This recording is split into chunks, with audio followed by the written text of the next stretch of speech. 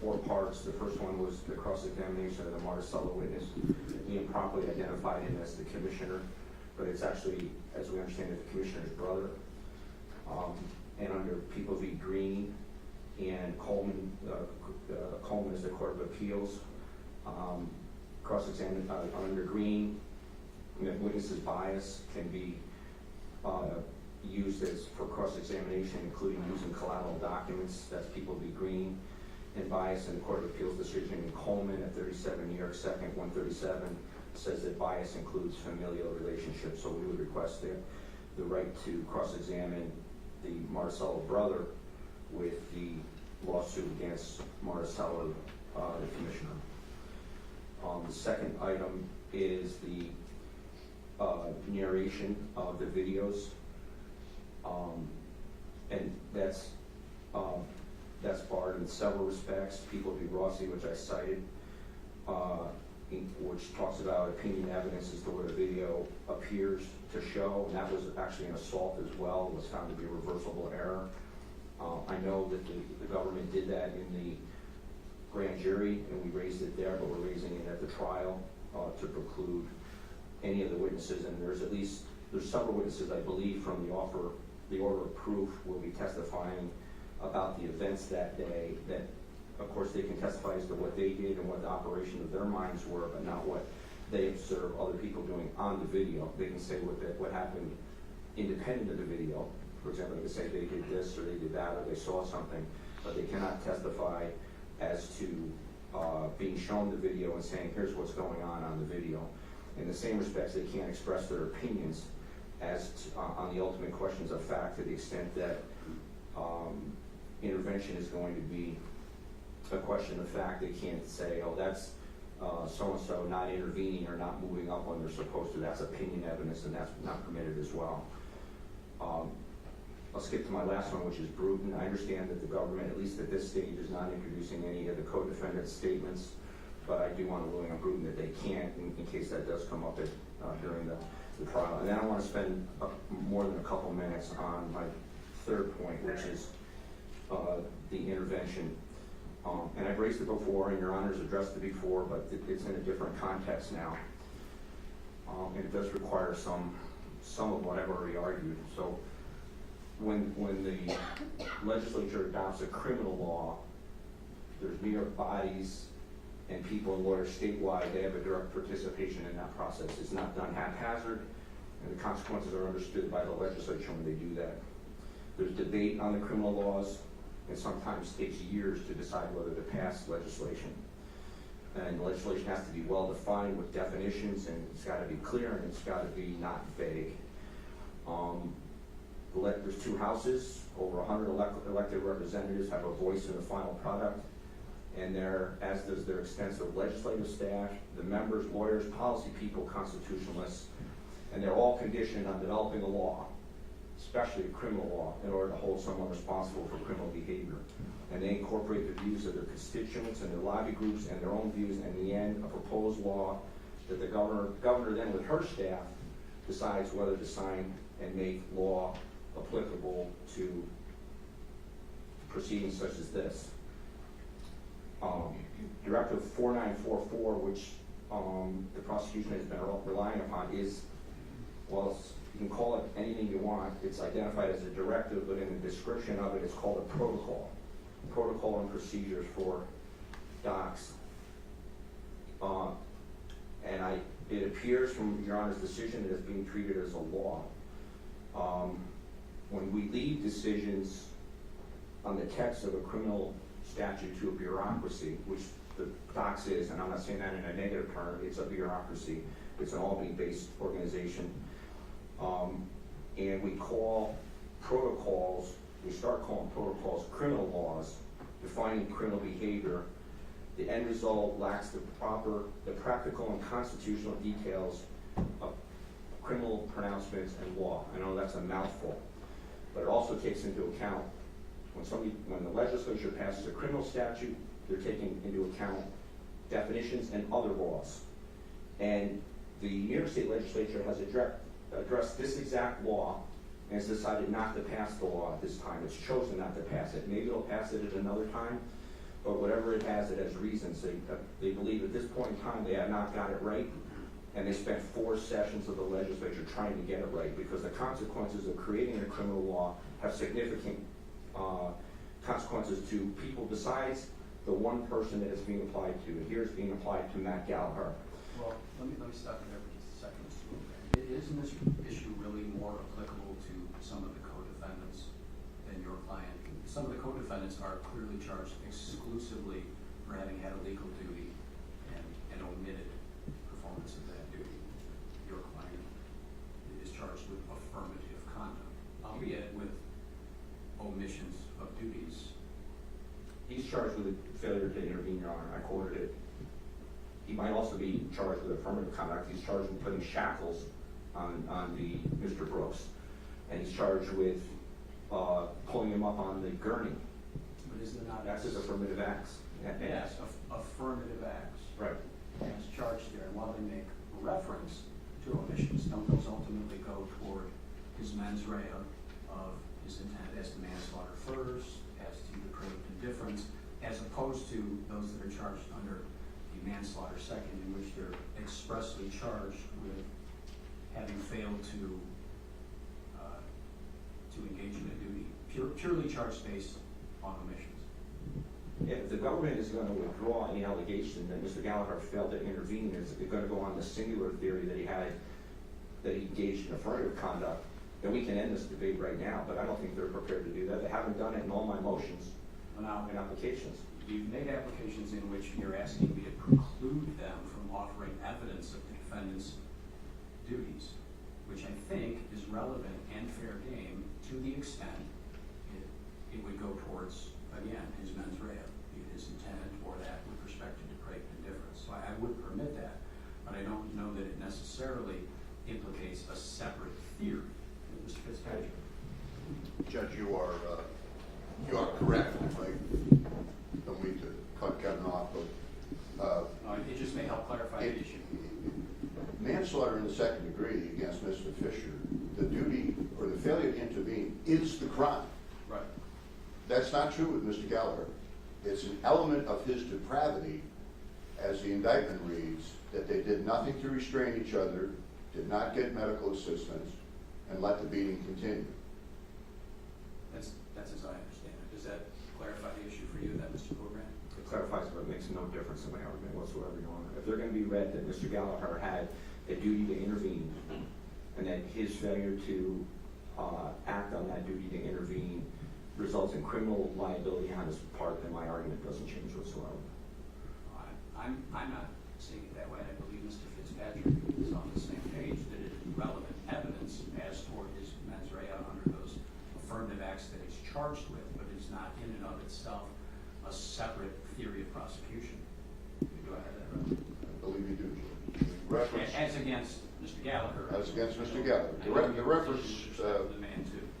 yeah, the reference is, in addition to the beatings, this is from count 1, in addition to the beatings, defendants with depraved indifference did nothing to restrain each other, did nothing to stop the beatings, and failed to immediately order medical assistance for Mr. Brooks. That's not the indictment, that's an element of the indictment. Or the count. I understand. I think my argument was reinforced by what Mr. Fitzpatrick submitted as what he wants the jury charged at the beginning of the case. That he wants duty to intervene described at the beginning of the case. For the appropriate defendants, which I understood to be, in this case, the one remaining, Mr. Fisher, who's charged expressly with having omitted a legal duty. Yeah, I didn't read it that way, Your Honor, and I didn't read the submission that way. That's what it says. That's how. I don't believe that the duty to intervene should be used in any respect, including with respect to the directive that's going to be read. The directive should not be allowed, to the extent that the directive is law now, it's being portrayed as law, and it is being portrayed as law, then that cannot be read to the jury, cannot be shown to the jury during the course of the case. Your objection will be noted, but I think you're conflating two different issues. Well, and there's also no definition for intervention whatsoever, Your Honor. There's no what's the intervention supposed to be? How's Mr. Gallagher to know that if he fails to do something called intervention, that he's going to have criminal responsibility? How's he supposed to know that if there's no definition of intervention? There is no definition. And I think we're talking past each other here. You're suggesting something that would in and of itself constitute a legal theory for prosecution as opposed to evidence of the defendant's mens rea with respect to those charges for which he's accused of affirmative conduct. Is Your Honor's intention to separate the duty to intervene insofar as you've described it as applicable to Mr. Fisher in instructions to the jury as relates to Mr. Gallagher? I would, yeah. Okay. Well, I'm not withdrawing my arguments, Your Honor, but I'm going to leave the arguments right there. Mr. Fitzpatrick, did you have anything you wanted to add beyond the papers that you had submitted? Only on the issue of narration of the videos, Your Honor. As you know, there is no sound on the videos. Several witnesses will be asked to describe what was being said and by whom. In addition to that, the cooperating witnesses will be asked to identify who is in the video. That's not a narration. That's Officer so-and-so. I've worked with him for 10 years. I know him personally, and that's him in the video. There may be references to what exactly is happening at this moment. That's Officer Gallagher placing leg restraints on Mr. Brooks. No one's going to say that's Officer Gallagher with depraved indifference and abject cruelty restraining a helpless human being who's being beaten to death. I'll take care of that on summation. And so far as opinions, Mr. Lubrand and I agree on that. And I think we'll rely on our papers on the other matters. And, Your Honor, I will have another matter too. But, Oh, yes, go ahead, Mr. Lubrand. Your Honor, in the discovery, there's a syllabus related to the training received by the officer during use of force. And the syllabus refers to a video that was shown to the officers. It says a 79-minute video. I inquired of the government yesterday if they have that, and if they're going to get it. I just conferred for a moment. They say they do not have the video.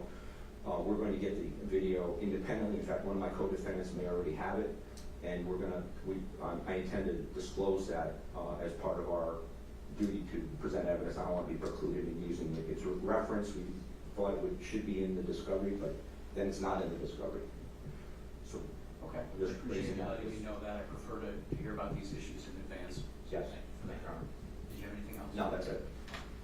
Then as to the defendant's motion regarding questioning about a related civil suit, the court will permit limited questioning of Christopher Marcello as to his awareness of suit against, I'm taking you on good faith, telling me that he's the brother of David Marcello. That's in fact the case. You may inquire as to the general nature of the allegations, the witness's awareness, and whether that has any bearing on his testimony, but do bear in mind that questioning will be limited and will not be a complete rehashing of the civil complaint. The defendant's motion to outright preclude testimony regarding the video evidence is denied. However, that is with the expectation that the people will avoid improper narration testimony. The court will address objections as may be appropriate depending on the witness, the questions posed, and the testimony. The defendant's motion to preclude evidence of the defendant's duties is denied. The defendant's motion to preclude evidence of co-defendant's statements that implicate Bruton in any way is denied at this time, but with leave to renew should the people fail to abide by their assurance to altogether avoid the same. Is there anything further from either side? Mr. Fitzpatrick? No, Your Honor. Mr. Wood? No. See you all back here Monday morning, October 6th, 9:30 a.m. We'll be in the ceremonial courtroom across the hall. Yes, Your Honor, and actually, if I could raise a couple things. I understand we're going to be showing how to work with the technology there this morning and the layout of the courtroom. Yeah, you're welcome to check the courtroom out and utilize the tech equipment over there. And just in connection with the presentation of our cross-examinations, will we be permitted to organize among ourselves the order of cross-examination, or will we be down to the caption? I will, if you work that out amongst yourselves, I'll honor that. If you cannot come to an agreement, then I'll impose an order for you. Okay. And Your Honor, what's your rules on straying from a podium in the courtroom? I'm not going to tie you to the podium, but don't get silly about it either. Understood. Okay? Thank you, Your Honor.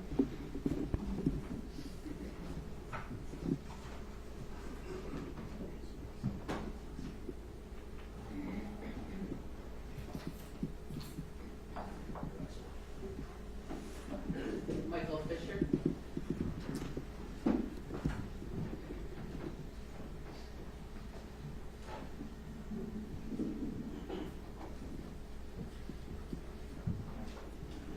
This is the matter of the people against Michael Fisher, Indictment 25035. This matter is calendared to address a number of motions brought by the defense in advance of Monday's scheduled jury trial. Before I get to those motions, however, I know there's been some additional conversations between the parties and the proposal to potentially resolve the charges, so let me go over that with you, Mr. Fisher. My understanding is the people have proposed you could plead guilty to a reduced charge, a felony offense, criminally negligent homicide, and they would then recommend a sentence of 1 1/3 to 4 years in state prison, along with mandatory state surcharges. However, neither they nor the court required a waiver of appeal in that case. We've talked about this before. If you're convicted of the charge you stand charged with here by way of this indictment, manslaughter second degree, you could face as much as 5 to 15 years in state prison. Understanding your exposure, you will not see an offer this favorable again as we go forward. You want to turn that offer down? Mark the offer then as rejected. We can proceed with addressing the defendant's motions. I did receive your written motions, Mr. Heisman. I've also received a response from the people. Was there anything you wanted to say in furtherance of those? Before we do, Your Honor, I just want to note that I was able to conference with Mr. Fisher regarding that plea offer. I shared with him my advice and an anticipation of a potential revised offer. We had numerous conversations leading up to today about the plea offer and that contingency.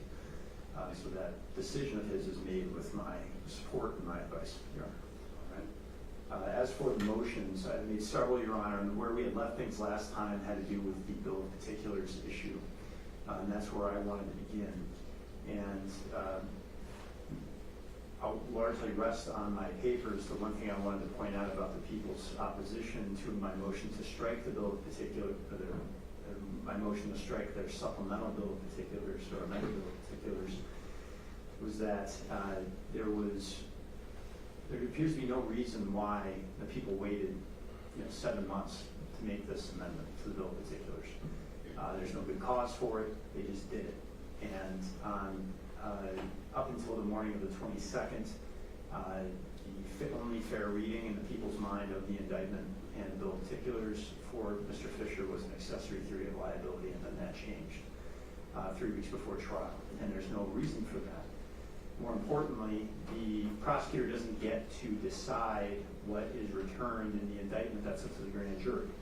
And the CPL 270 subsection 2 provides that an indictment may not be amended in any respect which changes the theory of prosecution as reflected in the evidence before the grand jury which filed it. And what the people have done is there's an indictment that was returned by the grand jury, and they have now constructively amended it by adding a principal theory of liability. Now, there is ample case law from the Court of Appeals on down that says that there is no difference in liability for principal versus accessory liability, in which we acknowledge.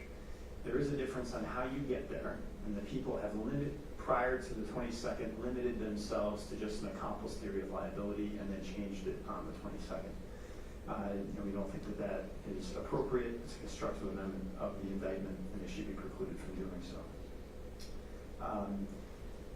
I don't have much more to add on severance until I heard the argument with Mr. Louisbrand, Your Honor.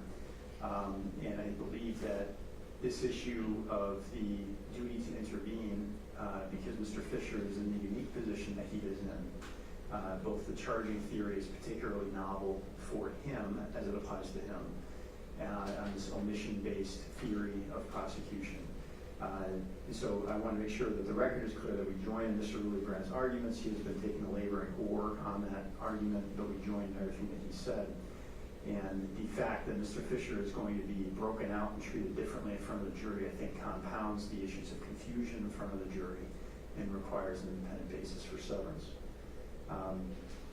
Your Honor, I made several other motions. I can rest on my papers for those or answer any questions that the court has, but I'm otherwise satisfied with my submission at this point.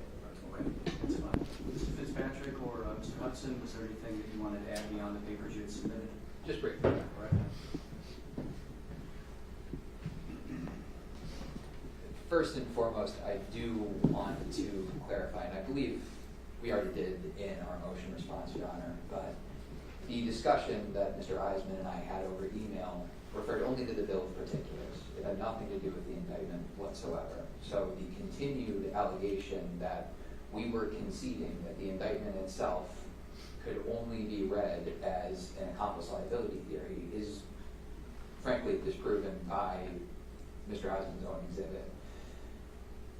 But that's really aside the issue.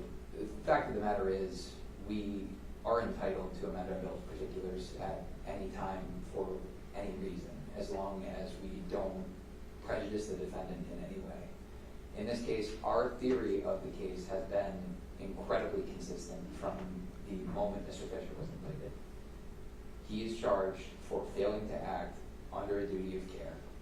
And again, how we parse that out, as for principal or accomplice liability, that can be a little complicated, can be a little murky. All we are trying to do with our bill of particulars is to continue to clarify that position. I would also note, though, that to whatever extent the charging of Mr. Fisher as solely an accomplice is a particular sticking point with Mr. Fisher, and again, we addressed this in the papers, but there's case law out there that does affirmatively say failing to act when you have a duty to act can be an act in furtherance of acting in concert. So again, ultimately, our theory of the case remains the same, and there is no demonstrable prejudice that Mr. Fisher can demonstrate based on this. And similarly, at no point have we affirmatively limited up ourselves to accomplice liability before the September 22nd bill of particulars. And as far as severance goes, Your Honor, while we understand that Mr. Fisher's theory of prosecution is novel, that's not a basis for severance either. It's got to be prejudice, and that prejudice has to be pretty significant, especially in a case like this, as involved as it is, as heavy as it is.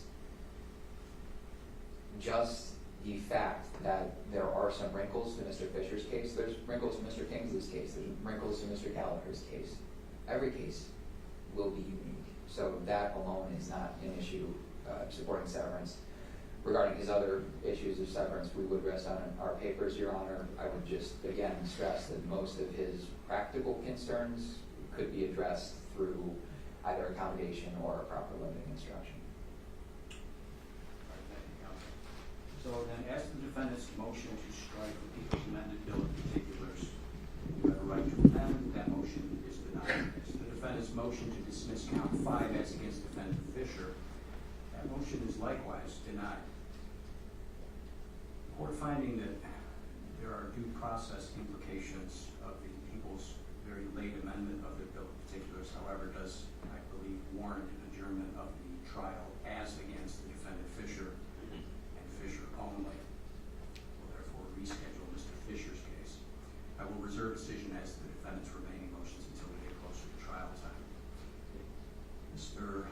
Eisman, I would suggest, because of the amount of time involved to try the matter,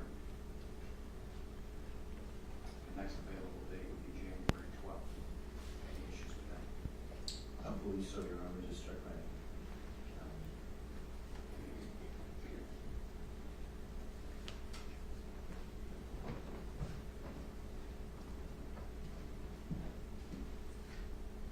That's fine. All right. So January 12th, 9:30 a.m. as jury order number 1, and I would prefer to get everyone in before the holidays, so I'll set a final pretrial conference date and make it in on, say, December 19th. Sure. All right, December 19th, then for a final pretrial conference, the matter to be tried February 12th.